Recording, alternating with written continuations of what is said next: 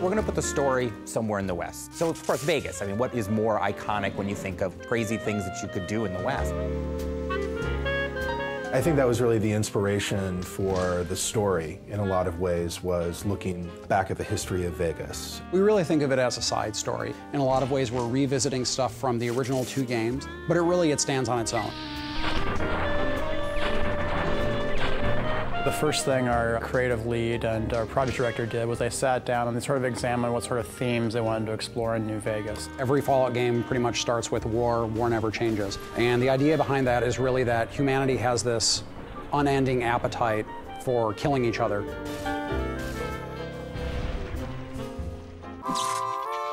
Fallout New Vegas is a post-apocalyptic role-playing game. It's set a couple of hundred years after a cataclysmic nuclear war between the US and China, and it takes place at a time when the city of New Vegas is actually being rebuilt. Fallout 3 starts with you being born, and you're a baby, and you go through your young adulthood until you leave the vault.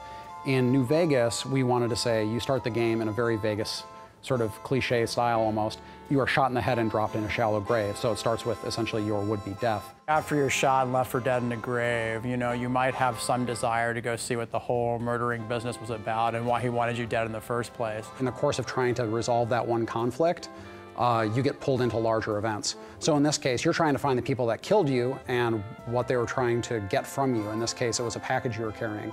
So, of course, as you go around, you find out that what you were carrying is centrally tied into this major conflict in the area between New California Republic and Caesar's Legion and Mr. House, who's the guy that sort of runs the strip in New Vegas.